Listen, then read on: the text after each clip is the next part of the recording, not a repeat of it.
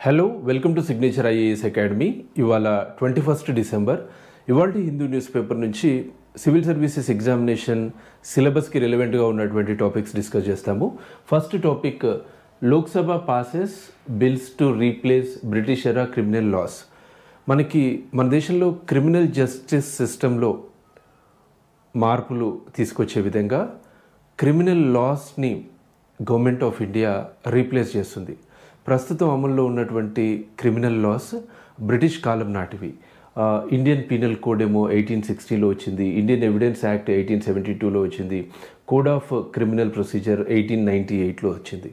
So వీటి ప్లేస్లో, IPC ప్లేస్లోనేమో భారతీయ న్యాయ సంహిత, అట్లాగే ఇండియన్ ఎవిడెన్స్ యాక్ట్, దీని ప్లేస్లో భారతీయ సాక్ష్య సంహిత, అట్లాగే కోడ్ ఆఫ్ క్రిమినల్ ప్రొసీజర్, దీని ప్లేస్లో భారతీయ నాగరిక సురక్షా సంహిత, ఈ యాక్ట్స్ని తీసుకురాబోతుంది గవర్నమెంట్ ఆఫ్ ఇండియా.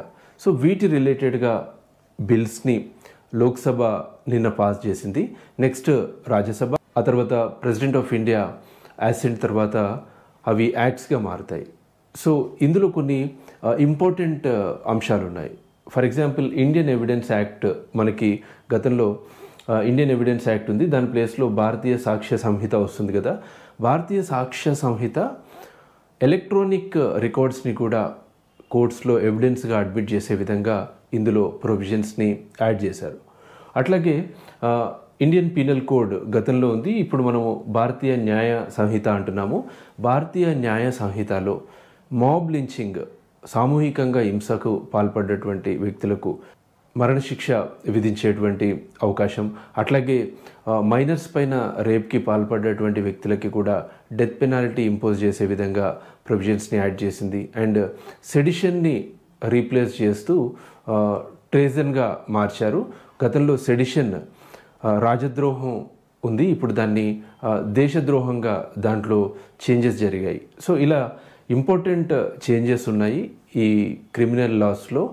ఇందులో మేజర్ చేంజెస్ రిలేటెడ్గా ఒక్కో అంశానికి సంబంధించి అప్కమింగ్ డేస్లో స్పెసిఫిక్ ఆర్టికల్స్ వస్తాయి. మనం వీటిని ఫర్దర్ డీటెయిల్గా డిస్కస్ చేస్తాము. రైట్, నెక్స్ట్ టాపిక్లోకి వెళ్తున్నాము. Next topic, India will definitely look in to Pannun assassination bid. Prime minister గారి స్టేట్మెంట్ అది, ఒక న్యూస్ పేపర్కి ఇచ్చినటువంటి ఇంటర్వ్యూలో. ఇక్కడ ఈ పన్నన్ ఇష్యూ కొంచెం ఐడియా ఉండాలి. గురుపత్వంత్ సింగ్ పన్నన్ అనేటువంటి వ్యక్తి, అతను ప్రో ఖలిస్తానీ యాక్టివిస్ట్. సో అమెరికాలో అతన్ని హత్య చేయడానికి ఒక ఇండియన్ సిటిజన్ ప్లాన్ వేశారని, ఆ ఇండియన్ సిటిజన్కి ఇండియన్ గవర్నమెంట్లో ఉన్నటువంటి ఒక ఆఫీషియల్తో సంబంధం ఉంది అనేది యుఎస్ఏ చేస్తున్నటువంటి అలిగేషన్, ఆరోపణ. అయితే మన ప్రైమ్ మినిస్టర్ దీనికి సంబంధించి రెస్పాండ్ అయింది ఏంటి అంటే, ఆ అలిగేషన్స్ని మేము ఎగ్జామిన్ చేస్తాము, పరిశీలిస్తాము అన్నారు. చాలా కాలంగా ఈ ఇష్యూ నడుస్తుంది. వెస్ట్రన్ కంట్రీస్ మనల్ని, కెనడాలో హర్దీప్ సింగ్ నిజ్జర్ అనేటువంటి వ్యక్తి హత్యకు గురవడం, ఆ తర్వాత ఇప్పుడు ఈ పన్నన్కి సంబంధించి హత్యాయత్నానికి సంబంధించినటువంటి ప్లాన్, ఇలాంటి వాటి రిలేటెడ్గా మనకి వెస్ట్రన్ కంట్రీస్ నుంచి మన పైన ఒక ప్రెషర్, అంటే వీటి గురించి ఇన్వెస్టిగేషన్ చేయాలి అనే దానికి సంబంధించి. కాకపోతే ఇండియన్ గవర్నమెంట్ గతంలోనే చెప్పింది ఇవన్నీ బేస్లెస్ అలిగేషన్స్ అనే దానికి సంబంధించి. రైట్, నెక్స్ట్ టాపిక్లోకి వెళ్తున్నాము. Next topic, Lok Sabha suspends 2 more opposition members. ఒక 2 to 3 days నుంచి పార్లమెంట్లో ఈ సస్పెన్షన్స్ రిలేటెడ్ ఇష్యూ నడుస్తుంది. లోక్సభ అండ్ రాజ్యసభలో అరౌండ్ 140+ మెంబర్స్ని సస్పెండ్ చేశారు. లోక్సభలో అయినా రాజ్యసభలో అయినా హౌస్ని ఒక ఆర్డర్లో రన్ చేయాల్సినటువంటి రెస్పాన్సిబిలిటీ ప్రిసైడింగ్ ఆఫీసర్కి ఉంటుంది. లోక్సభలో అయితే స్పీకర్, రాజ్యసభలో అయితే చైర్మన్ ఆఫ్ ద హౌస్. అయితే లోక్సభకి సంబంధించినటువంటి rules of procedure and conduct of business, అట్లాగే రాజ్యసభకి సంబంధించినటువంటి rules of procedure and conduct of business ప్రకారము సభ్యులని, ఎంపీస్ని సస్పెండ్ చేసేటువంటి పవర్ ప్రిసైడింగ్ ఆఫీసర్కి ఉంటుంది. ఇలా ఎంతకాలం పాటు సస్పెండ్ చేస్తారు అంటే మ్యాక్సిమం ఆ సెషన్ అయిపోయేంత వరకు సస్పెండ్ చేయొచ్చు. ఆ సెషన్ అయిపోవడం అంటే మనకి పార్లమెంట్లో వింటర్ సెషన్, తర్వాత బడ్జెట్ సెషన్, మాన్సూన్ సెషన్, ఇలా 3 సెషన్స్ ఉంటాయి కదా. అలా ఒక సెషన్లో ఇలా సస్పెన్షన్ జరిగినప్పుడు కొన్నిసార్లు 1 to 2 days ఆర్ కొన్నిసార్లు అయితే ఆ సెషన్ కంప్లీట్ అయ్యేంత వరకు కూడా సస్పెండ్ చేసేటువంటి పవర్ ప్రిసైడింగ్ ఆఫీసర్కి ఉంటుంది. రైట్, మనము నెక్స్ట్ టాపిక్ చూస్తే లోక్సభ పాసెస్ టెలికాం బిల్ 2023. ప్రస్తుతం ఉన్నటువంటి టెలికాం బిల్స్ని రీప్లేస్ చేస్తూ, ఇంక్లూడింగ్ టెలిగ్రాఫ్ యాక్ట్ రీప్లేస్ చేస్తూ లోక్సభ టెలికాం బిల్ 2023ని పాస్ చేసింది.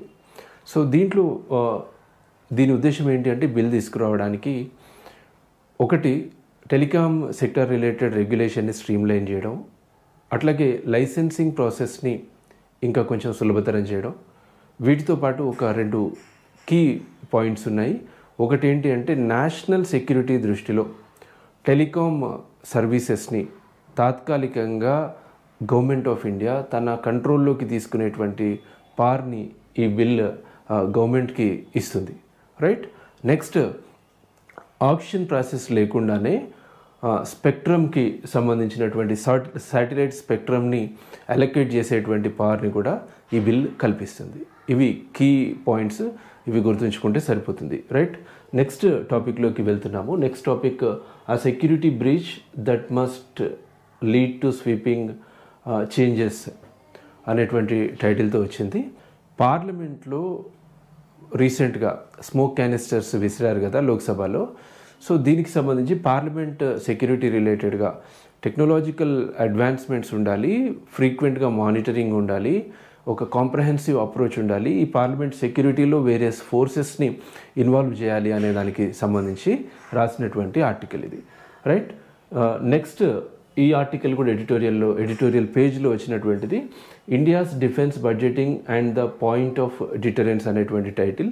వెరీ సింపుల్, ఇండియాలో ఆర్మ్డ్ ఫోర్సెస్ మోడర్నైజేషన్కి సంబంధించి కొన్ని ఛాలెంజెస్ ఏర్పడుతున్నాయి, ఎస్పెషల్లీ బడ్జెట్ రిలేటెడ్గా. సో ఇలా ఛాలెంజెస్ ఉన్నప్పటికీ కూడా మనము టెక్నాలజికల్ అడ్వాన్స్మెంట్ పైన దృష్టి పెట్టాలి, మోడర్నైజేషన్ పైన దృష్టి పెట్టాలి, బడ్జెట్ అలొకేషన్ అప్పుడు బ్యాలెన్స్డ్ అప్రోచ్ ఉండాలి. ఎందుకంటే ఇలా చేయనప్పుడు దీని ప్రభావము మన డిటరెన్స్ క్యాపబిలిటీ పైన ఉంటుంది అని మెన్షన్ చేస్తూ రాసినటువంటి ఆర్టికల్ ఇది. నెక్స్ట్ ఆర్టికల్లోకి వెళ్తున్నాము. Next article outcomes of the COP28 climate summit అనేటువంటి టైటిల్తో వచ్చింది. మనకి UNFCCC United Nations Framework Convention on Climate Change, దీనికి సంబంధించినటువంటి conference of parties 28th edition, దీన్నే COP సమ్మిట్ అంటున్నాము. COP సమ్మిట్ 28th ఎడిషన్ దుబాయ్లో, UAEలోని దుబాయ్లో జరిగింది. సో దీని అవుట్కమ్స్ ఎలా ఉన్నాయి అంటే ఒకటి లాస్ అండ్ డ్యామేజ్ ఫండ్ని ఆపరేషనలైజ్ చేయడము. లాస్ అండ్ డ్యామేజ్ ఫండ్కి సంబంధించినటువంటి ప్రపోజల్ యాక్చువల్లీ COP 27th సమ్మిట్లోనే వచ్చింది. ఈ సమ్మిట్లో దాన్ని ఆపరేషనలైజేషన్కి సంబంధించినటువంటి డిక్లరేషన్స్ దీంట్లో చేశారు. నెక్స్ట్ ఏంటి అంటే గ్లోబల్ స్టాక్ టేక్కి సంబంధించింది.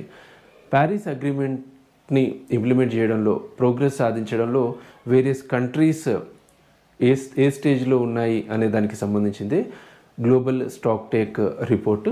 అండ్ నెక్స్ట్ గ్రీన్ ఫైనాన్స్ రిలేటెడ్గా, అంటే ఫర్ ఎగ్జాంపుల్ అల్టెర్రా అనేటువంటి ఇన్వెస్ట్మెంట్ ఫండ్ని ఇంట్రడ్యూస్ చేసింది యునైటెడ్ అరబ్ ఎమిరేట్స్. సో ఇట్లాంటి ఇనిషియేటివ్స్ కొన్ని తీసుకున్నారు. సో COP28 సమ్మిట్లో ఉన్నటువంటి అవుట్కమ్స్ రిలేటెడ్గా రాసినటువంటి ఆర్టికల్ ఇది. సో ఇది ఇవాల్టి Hindu news paper explanation. Next day మళ్ళీ కలుద్దాము. Thank you.